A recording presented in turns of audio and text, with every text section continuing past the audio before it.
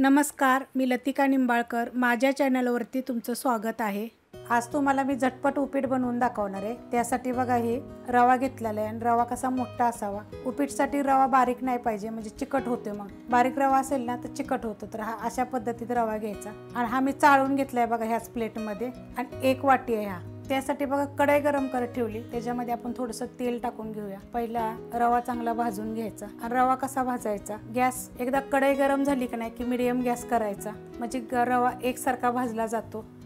1 वाटी आहे. हलवून एकसारखा भाजून घ्यायचा. जर हा रवा थोडासा कच्चा राहिला ना तर तुमचं उपीट चिकट होतं. आणि जर बारीक जरी रवा असेल ना तरी पण उपीट तुमचं चिकट होणार. तर असं एकसारखं भाजून आपण ह्याचा गोल्डन कलर येतो आपण याला भाजून घ्यायचं. एकदम लाल असं करायचं नाहीये. बघा अशा पद्धतीत भाजून घ्यायचं आणि एकसारखं हलवायचं. नाहीतर काय होईल, रवा एका साईडनं करपतो आणि एका साईडून तसंच राहतो. मग ते उपीट काय होतं, चांगलं लागत नाही खायला. तर बघा कसा कलर आलेला आहे. आणि एकदम बारीक गॅस तरी करा, नाही तर मीडियम गॅस करा. तुमच्या गॅसवर आहे, लहान मोठ्या, पण एकदम की मीडियम गॅसवर जर एकसारखाच हलवून भाजला तर एकदम छान असा भाजेल. आता हा आपण काढून घेऊया. काढून घेतलाय बघा. बघा कलर कसा आलेला. आणि काय आहे माहितीये का, रवा भाजला का नाही की त्याचा वास एकदम छान सुटतो. त्याच कढईमध्ये आता आपण तेल टाकून घेऊया ज्यामध्ये आपण रवा भाजला होता. आणि 1.5 चमचा तेल टाकायचं आणि तेल चांगलं कडक गरम होऊन द्यायचे. तेल चांगलं गरम झालेलं आहे. त्याच्यामध्ये बघा शेंगदाणे टाकून घेऊया आणि शेंगदाणे थोडेसे भाजून आपण काढून घेऊया. असे जरी बिन तेलाचे जरी भाजले तरी तुम्ही, मग तसे जर पाहिजे असतील ना तुम्हाला,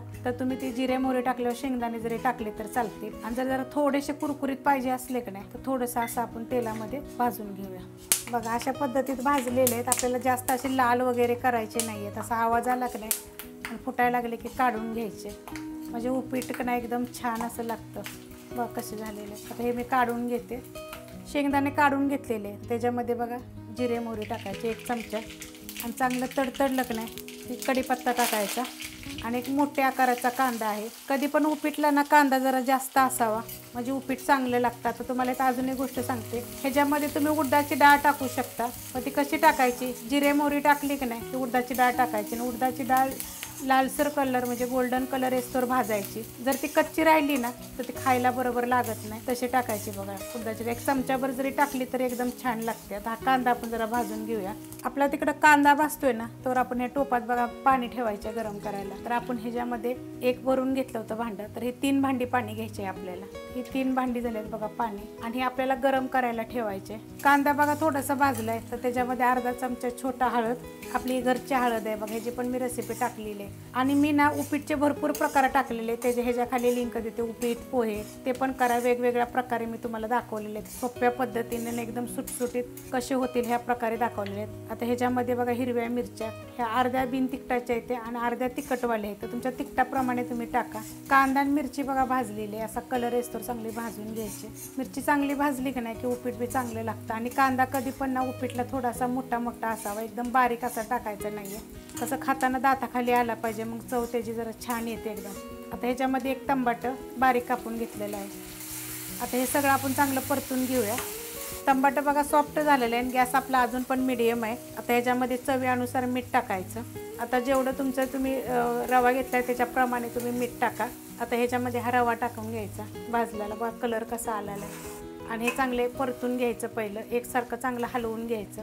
एकसारखं बघा चांगलं मिक्स करून घेतलेलं आहे. आता ह्याच्यामध्ये शेंगदाणे जे आपण तळून घेतले होते, तुम्हाला मी सांगितलं कच्चे शेंगदाणे जरी टाकले ना शेंगदाणे भाजताना किंवा कांदा भाजताना तरी पण चालतात. आणि असे टाकले ना तर खाताना जरा दाताखाली येतात, तर चांगले लागतात. ते पण मी तशी पण रेसिपी टाकलेली आहे, तुम्ही ते पण बघा. आता ह्याच्यामध्ये आपण पहिलीच थोडीशी कोथिंबीर टाकून घ्यायची आणि आपण मिक्स करून घेऊया. कोथिंबीर टाकल्यावर मिक्स करून घेतले. आता आपलं पाणी पण चांगलं गरम झालेलं आहे, एकदम कडक गरम करायचं.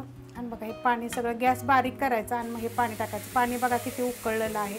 आणि तुम्हाला सांगितलं आहे की वाटीचं प्रमाण, तुम्ही कशाचं बी प्रमाण घ्या त्या प्रमाणापणे पाणी घ्यायचं. आता हे मिक्स करून घ्यायचं चांगलं. आता गॅस वाढवायचा थोडासा, कारण एकदम बारीक केला होता. कारण हे पाणी वरनं जर उकळलं की नाही तर बघा असं उकळी फुटते, एकदम अंगा वगैरे येतं, एकदम सुट्टा एकदम असा होतो. तुम्ही माझ्या पद्धतीने करून बघा, एकदम मस्त असा होतो. आणि सोप्या पद्धतीत झटपट दाखवलेला आहे. आता आपण ह्याच्यावर झाकण ठेवूया आणि बारीक गॅस आहे, 1-2 ते 3 मिनिटासाठी झाकण ठेवूया.